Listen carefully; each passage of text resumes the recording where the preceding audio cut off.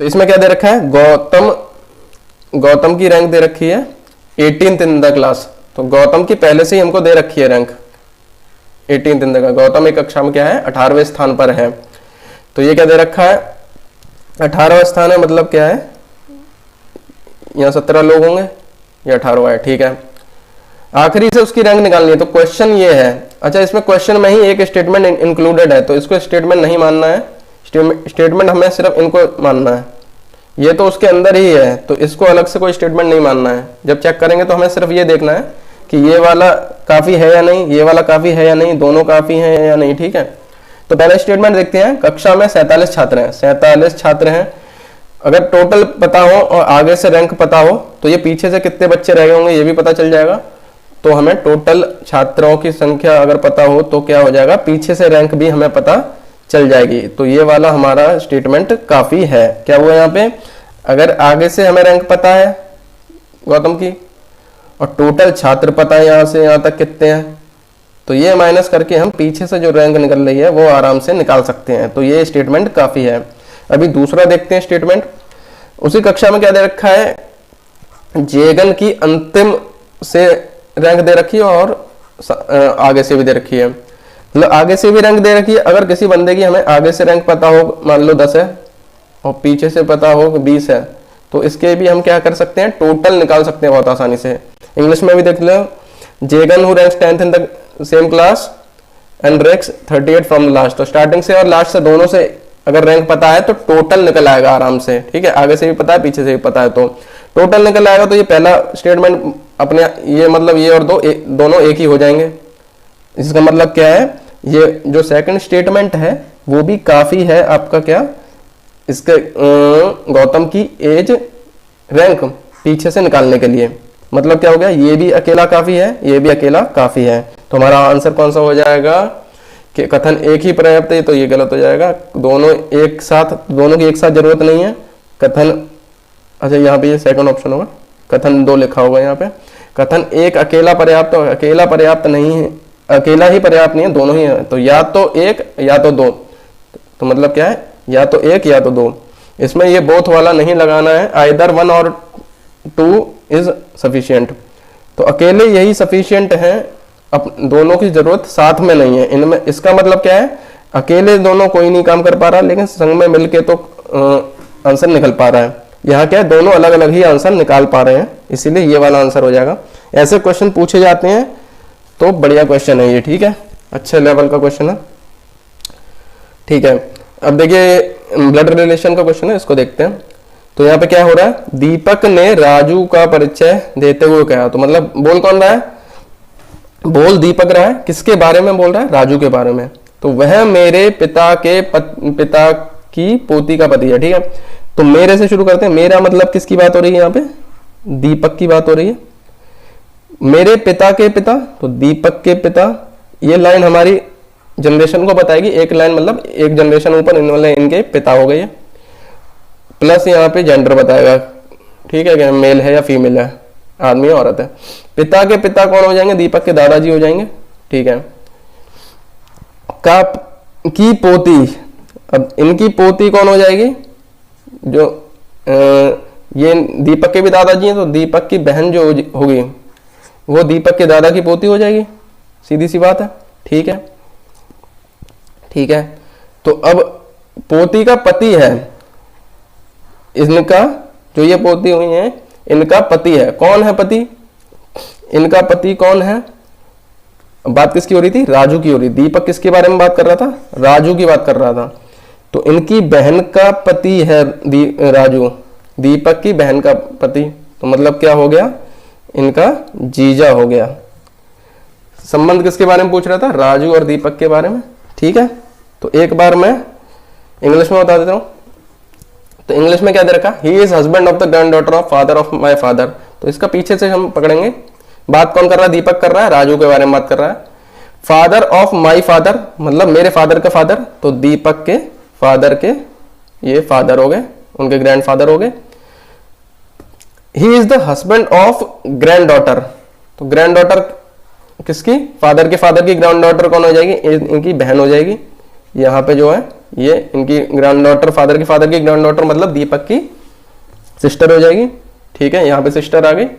He is husband, ही कौन है यहाँ पे, ही कौन है, राजू की बात हो रही है, तो राजू हस्बैंड है, इनका हस्बैंड हो गया ये।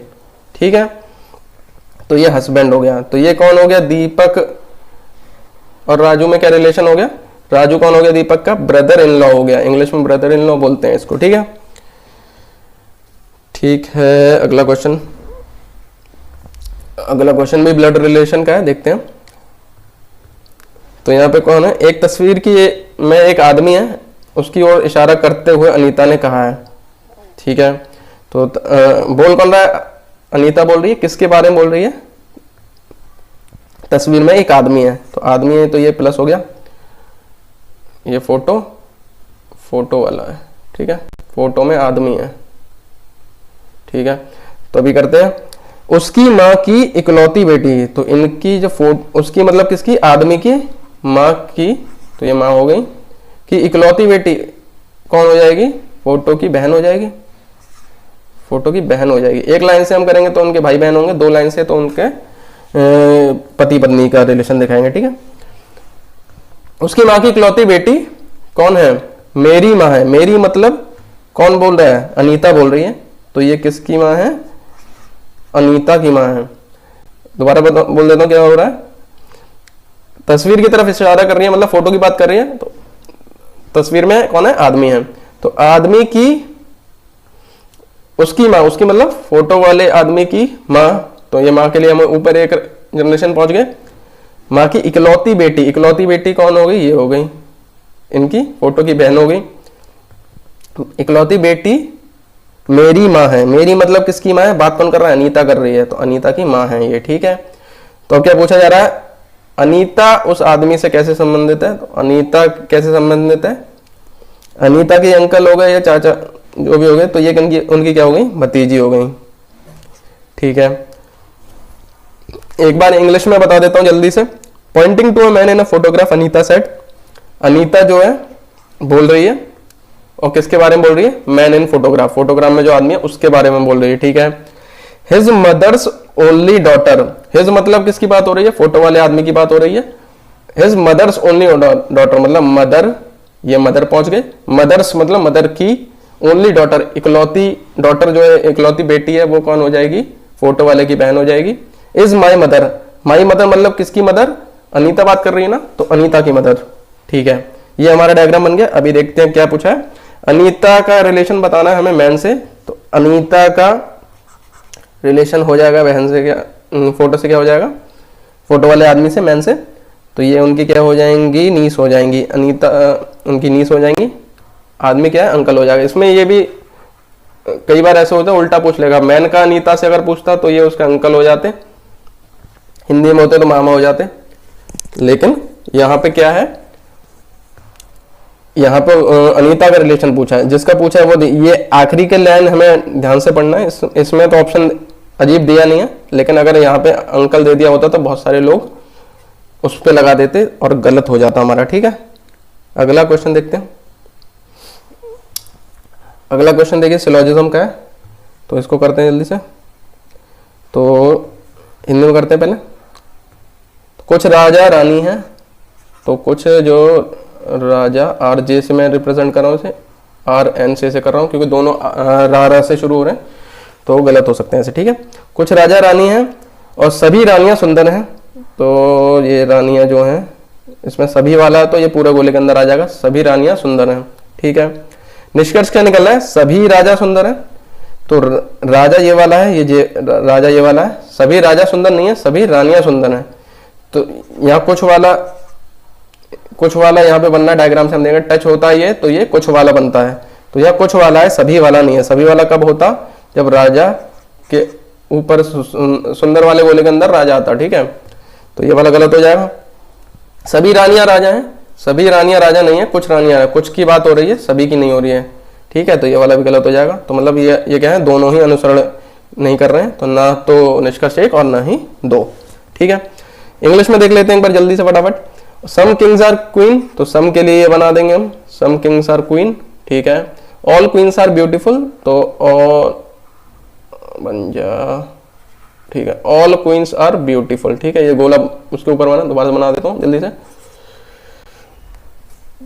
तो ठीक है, सम किंग आर क्वीन और ये ऑल क्वीन आर ब्यूटीफुल। ठीक है, तो इस अब क्या है, ऑल किंग्स आर ब्यूटीफुल, तो किंग का जो है ब्यूटीफुल से क्या है, सम वाला टच हो रहा है। अगर ये दो डायग्राम टच होते हैं तो ये सम वाला रिलेशन होता है, ऑल वाला नहीं होता है, तो ये वाला तो गलत हो जाएगा, ऑल नहीं है सम है।